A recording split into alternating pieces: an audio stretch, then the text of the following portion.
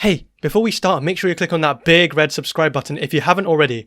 I worked so hard on this video, and it's probably my best edited video so far. That's all I wanted to say, so please, enjoy the show.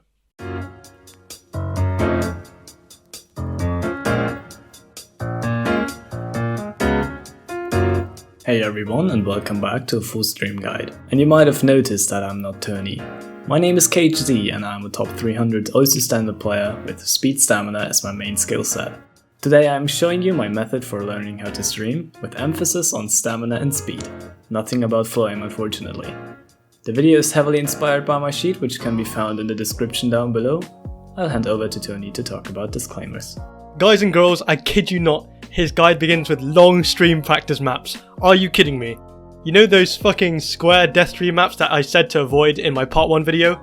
Yeah, this guy literally learned streams from playing these. That just goes to show that actually in OSU, there is no one way or even best way of learning how to do things in the game. As long as you have the mindset for improvement and you enjoy whatever you're doing, then you will progress. OSU really is a preferential game, so do whatever the hell you want. But first, let's talk about disclaimers. Since his stream guide and playstyle revolves heavily around stamina and speed, note that training these skills requires a somewhat methodical approach, because it's kind of like going to the gym. I made references to that too in my stamina training guide, and again, you do really need the mindset to improve and play consistently, because KHC's method can be very boring to a lot of people. I also want to say that take my advice with a pinch of salt. I'm not claiming that this is the best method and that it works for everyone, because it doesn't, and I've had people tell me that it didn't work out for them. This is just how I did it, and this is only one of many ways of approaching streams. Everything is opinion based. Even Tony's advice, and literally anyone else's advice. All that matters is that you're comfortable with what you do, no matter what method you go with. Timestamps are on screen right now and in the description down below, so without further ado, let's jump right into KHC's stream guide. But maybe you don't just want to stream on OSU. Maybe you want to pursue a streaming career on Twitch. Well, Owned Pro has got your back. It's a professional and easy to use plugin for OBS Studio, where you can install overlays for your Twitch in just one click. And you can choose from hundreds of clean and animated overlays, many of which come in different languages and more to come. My channel revolves around green colours.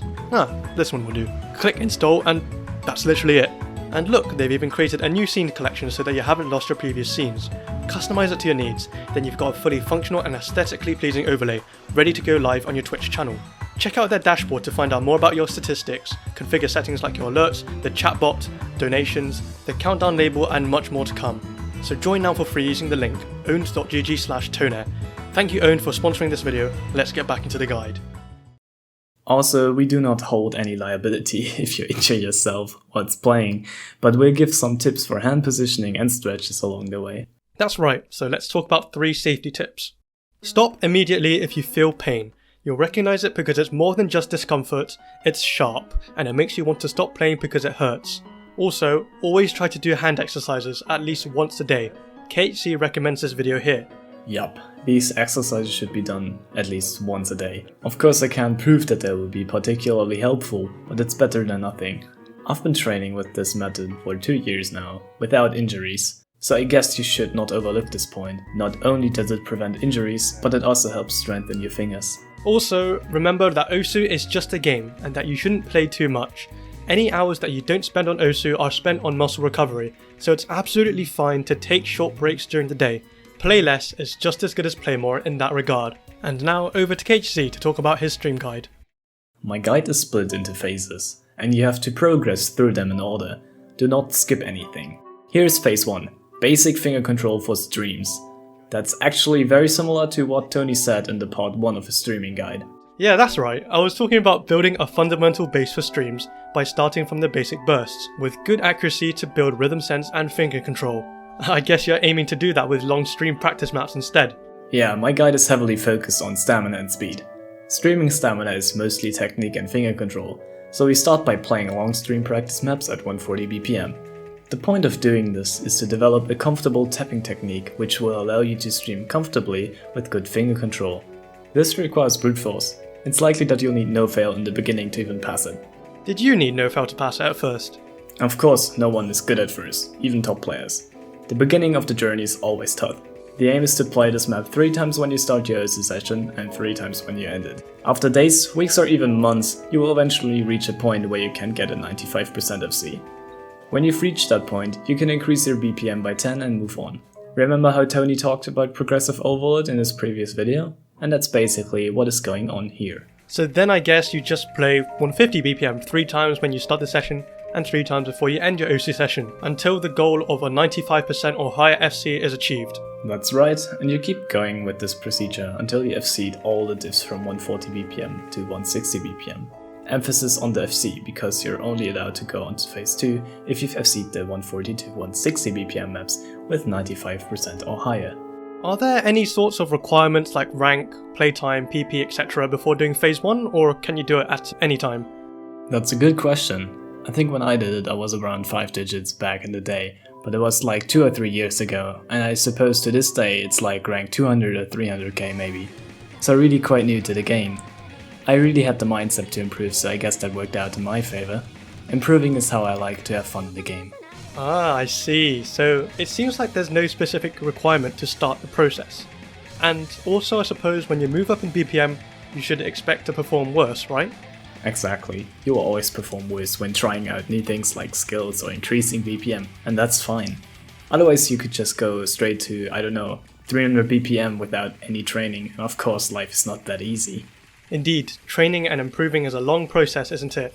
Sometimes you have good days, but also you have bad days where you're hitting a wall, and that's exactly why top players have hundreds or even thousands of hours after all.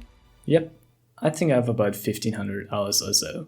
So yeah, don't expect to improve overnight. Anyway, it's time to move on to phase 2. But before we do that, I want to talk about some tips for the phase 1 process. Tony has mentioned this before, but turning the volume up in general, as well as making hit sounds louder than music, can help to increase your accuracy. Also, hand positioning. Aim to keep your hand relatively straight or flat, like this photo. Avoid having your tapping hand in this position as shown here, where the hand is tilted upwards. That is a speed run for the carpal tunnel. It cramps and tenses the muscles when you're in that position, and that is no good. That's something like a 75-degree angle or above. Relax your hands, keep it below that kind of angle, and you should be fine. So now we move on to phase 2, which is stamina. This phase works exactly the same as phase 1, but this time the goal is to practice stamina. Yeah, and I suppose it's because we're now actually entering the streaming BPM. Realistically, anything below 170 is like alternating stamina, which is good for finger control, which is exactly what phase 1 is describing. I mentioned that 170 is kind of the start of the streaming BPM in one of my videos. That's right. So now we start from 170 BPM and do the exact same thing as described in phase 1. 3 runs at the start of the session, 3 runs at the end, and aim to get 95% FCs before moving on. Now at this point you will probably notice strain in your arm because you've used your muscles more than before. As Tony said, this is a streaming BPM, so it's hard. What do you do when you feel the strain? You want to keep playing. You have to play through the strain to really work out these arm muscles. It's literally like going to the gym. Exactly that. It's like when you're bench pressing and you need help from your spotter on those last few reps, just to really push yourself, and that's what causes muscle growth. That extra push is what makes you improve. You can't be sticking in your comfort zone forever. That's a note for you guys who are hard stuck in the 4-star range with like 99 to 100 AC or whatever star range it could be. You just need to increase the difficulty to improve. Yep, and here's a few tips on that note. You can try minimizing the strain by relaxing your hand. It sounds weird, but you can actually recharge and rebuild stamina while death streaming if you figure out how to tap lighter and relax your hands. Yeah, now that you mention it, sometimes I do see players lift their hand a little bit, which will help with that relaxation and removal of tension. I think it was mentioned in Spaz's Stamina and Speed Guide. Also, I want to mention again, strain is not pain. Talking about the gym, it's like that bench press analogy. You will start to reach your limits in strain. And that's the kind of strain I'm talking about. Waking out is not supposed to hurt, so if you're feeling pain, then stop immediately. Continue with phase 2 until you FC the 180 BPM version with 95% AC or higher. Phase 2.5 is an extra phase. You can skip this if you want, but feel free to push yourself. If you enjoy this kind of practice, you can continue going up to whatever BPM you like. I just want to say that 180 BPM deathstream stamina is more than enough to stream to 40 properly in my opinion. Yeah, that's right. I mentioned that in my diverse skill set video, and Ryuke said so as well. Different skills in the streaming and speed skill set are related. you'll often find that training one thing indirectly improves another, and in this case, deathstream stamina of a low BPM indirectly made streaming of a higher BPM more comfortable. The same also applies with bursts. Increasing burst speed can also help with stream speed. And now it comes the final stage, which is speed. You will have probably noticed that your speed has indirectly increased from the previous phases. Now, speed is all about playing fast maps and getting used to the speed. Osu Trainer is a great way of doing that, so you can adjust the BPM of the map and the OD. As Tony said before, keeping the OD at around 8 to 10 is reasonable. That's right, and when he says fast maps, it means maps that are faster than your comfortable BPM, whatever that may be. Could be 190, 200, 210, 220, 230, etc. I don't care what it is. Go higher and push yourselves, eventually getting used to the speed and then continually improving from there.